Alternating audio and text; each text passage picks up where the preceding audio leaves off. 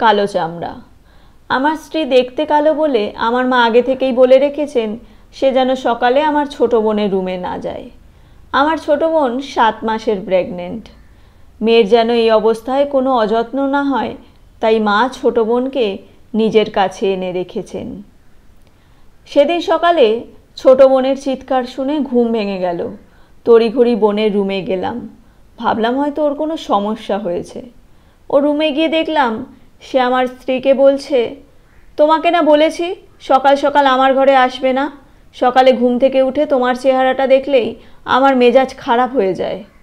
আমি সব শুনে বললাম, তোর ঘরে এসেছে তো কি হয়েছে? তাছাড়া তোর বৌদির চেহারার মাঝে কি এমন আছে যে তোর মেজাজ খারাপ হয়ে যায়? ছোট বোন কিছু না বলে চুপ করে আছে। অন্য ঘর থেকে তখন মা এসে বললেন, সকাল সকাল অলক্ষ্মী চেহারা দেখলে কার মেজাজ ঠিক থাকে? আমার মেয়েটার কদিন পর বাচ্চা হবে। মেয়েদের বাচ্চা হবার আগে যার চেহারা বেশি বেশি দেখবে বাচ্চা তার মতো হবে।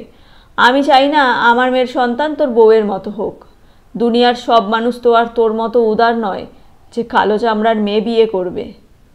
আমি আমার মাকে কিছু না বলে বোনের দিকে তাকিয়ে বললাম, আমাদের মা না হয় পড়াশোনা জানেন না, তাই এসব কুসংস্কারে বিশ্বাসী, কিন্তু তুই তো একটা শিক্ষিত মেয়ে, তুই কি করে এসব বিশ্বাস করতে পারিস? আমি আমার ঘরে চলে আসলাম। আমার স্ত্রীও পিছু পিছু চলে এলো। হাসি মুখে জিজ্ঞেস করলো, আজ দুপুরে কী রান্না করব? ওর হাসি মুখটা দেখে খুব অবাক হয়ে গেলাম। কিছুক্ষণ আগে যে মেয়েটাকে আমার মা বোন এত অপমান করলো, সেই মেয়েটার মুখে হাসিটা এখনও কিভাবে লেগে থাকতে পারে? হয়তো কষ্ট পেয়েও মিথ্যা হাসির অভিনয় করছে। আমি আমার স্ত্রীর হাতটা ধরে বললাম, মা আর বোনের কথায় খুব কষ্ট পেয়েছো তাই না? একদমই না, এসব কথায় তো আমি অনেক আগে থেকে অভ্যস্ত। আমি অবাক হয়ে বললাম, মানে? তোমাকে ছোট 3টে ঘটনা বলি। কলেজে পড়াকালীন অন্য সবার মতো আমারও ইচ্ছে হতো সাজতে। একদিন কলেজের এক অনুষ্ঠানে আমিও সবার মতো শাড়ি পরলাম, একটু সাজগোজ করলাম। বাড়ি থেকে বেরোনোর সাথে সাথেই পাশের বাড়ির এক আন্টি বলেছিল, মেকআপ করলেই কি আর সাদা বক হওয়া যায় কালো কাক থেকে? সেদিনের পর থেকে আর কোনো দিন সাজার ইচ্ছে হয়নি, কারণ কালো মেয়েদের সাজতে নেই। বান্ধবীদের সাথে বেরিয়ে একবার তাদের সেলফিতে আমার জায়গা হয়নি, কেননা সেই সেলফিতে আমি থাকলে সেলফিটাই না কি বরবাদ হয়ে যেত। তারপর থেকে আর কখনো সেলফি তোলার ইচ্ছে হয়নি।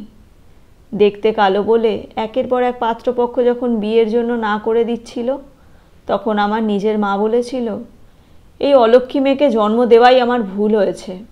নিজের বাবা বলেছিল, এই কপালপুরি আমার চোখের সামনে যেন না আসে। যেখানে আমার জন্মদাত্রী মা আমায় অলক্ষ্মী বলতে পারে, সেখানে পরের মা অলক্ষ্মী বললে কষ্ট পাবো কেন? যেখানে জন্মদাতা পিতা আমার মুখ দেখতে চায় না, সেখানে তোমার বোন আমার মুখ দেখতে না চাইলে আমার তো কষ্ট পাওয়ার কথা না। কথাগুলো বলা শেষে আমার স্ত্রী ওর চোখের কোণে জমে থাকা জলটা মুছে নিল, অথচ ওর মুখের হাসিটা তখনও লেগে আছে। আমি বুঝতে পারছিলাম এই হাসিটার ভিতরে কতটা যন্ত্রণা লুকিয়ে আছে। 1.5 মাস পরের ঘটনা। আমার বোনের শরীরের অবস্থা হঠাৎ খারাপ হয়ে যায়। ডাক্তারের কাছে নিয়ে গেলে ডাক্তার বলেন, এখনই সিজার করতে হবে, না হলে বাচ্চার ক্ষতি হয়ে যেতে পারে। ডাক্তার আমার বোনকে অপারেশন থিয়েটারে নিয়ে যাওয়ার আগে বললেন, তাড়াতাড়ি ও নেগেটিভ রক্তের ব্যবস্থা করুন। আমরা আগে থেকে যে ডোনারের সাথে কথা বলে রেখেছিলাম, তাকে ফোন করে জানতে পারলাম সেই মুহূর্তে সে শহরে নেই। আমরা তখন ও নেগেটিভ রক্তের জন্য ছোটাছুটি করছি। সেই সময় আমার স্ত্রীর ফোন। ও হয়তো কোনোভাবে জানতে পেরেছিল ও নেগেটিভ রক্তের প্রয়োজন। ফোনে আমাকে বলল, রক্তের জন্য চিন্তা করো না, আমার ও নেগেটিভ রক্তের গ্রুপ, আমি এখনই হাসপাতালে আসছি। আমি ফোন রেখে মায়ের কাছে গেলাম। মা তখন ঈশ্বরকে ডাকছেন আর কান্নাকাটি করছেন। আমি মায়ের পাশে বসে বললাম, মা, রক্ত দেওয়ার লোক পাওয়া গেছে, কিন্তু সমস্যা হলো মানুষটি কালো। কালো মানুষের শরীর থেকে রক্ত নেওয়া কি উচিত হবে? বাচ্চা যদি কালো হয়? মা রাগী চোখে আমার দিকে তাকিয়ে বললেন, রক্তের মধ্যে আবার কালো মানুষ আর ফর্সা মানুষের ভেদাভেদ কি? ফর্সা মানুষের রক্তও যেমন লাল হয়, কালো মানুষের রক্তও লাল হয়। তাছাড়া কালো মানুষের শরীর থেকে রক্ত নিলে পেটের ভিতরে থাকা বাচ্চা কালো হবে এমন আজগুবি কথা তোকে কে বলেছে? আমি কিছু না বলে চুপচাপ মায়ের সামনে থেকে চলে গেলাম। পরের দিন সকালে হাসপাতালে গিয়ে দেখলাম মা আমার ভাগ্নিকে নিয়ে বসে আছে। পাশের বেডে আমার বোন শুয়ে আছে। আমি হাসি মুখে মাকে বললাম, আচ্ছা মা, রক্তে যদি ফর্সা কালোর কোনো ভেদাভেদ না থাকে তবে চামড়ায় এত ভেদাভেদ কেন? কালো মানুষের রক্ত শরীরে নিতে সমস্যা নেই, অথচ কালো মানুষের চেহারা দেখলেই মেজাজ খারাপ হয়ে যায় কেন? মা, কখনো চামড়া দেখে মানুষকে বিবেচনা করতে নেই, বরং চামড়ার ভিতরে থাকা মানুষটাকে দেখে বিবেচনা করতে হয়।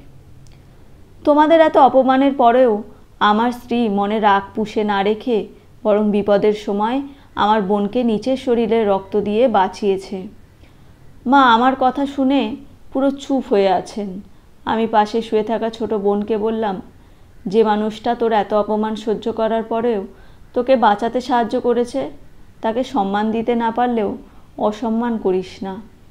হঠাৎ খেয়াল করলাম দরজার পাশে আমার স্ত্রী দাঁড়িয়ে আছে। আমার বোন তাকে দেখে বলল, বৌদি, তুমি দূরে দাঁড়িয়ে আছো কেন? কাছে এসে আমার মেয়েকে একটু কোলে নাও। আর একটা কথা, আমার মেয়ের নাম কিন্তু তোমাকেই ঠিক করতে হবে। বাচ্চাকে কোলে নেওয়ার সাথে সাথেই আমার স্ত্রী কেঁদে ফেলল। তাকে কাঁদতে দেখে আমার মা ও বোনও কাঁদতে শুরু করলো। মা মেয়েদের কান্নার আনন্দময় মিলন মেলায় আমি আর দাঁড়িয়ে না থেকে বেরিয়ে আসলাম। মনের অজান্তে এক ফোঁটা জল আমার চোখেও জমা হয়েছে। ভালো লেগে থাকলে একটি লাইক করবেন, চ্যানেলটি সাবস্ক্রাইব করবেন। ধন্যবাদ।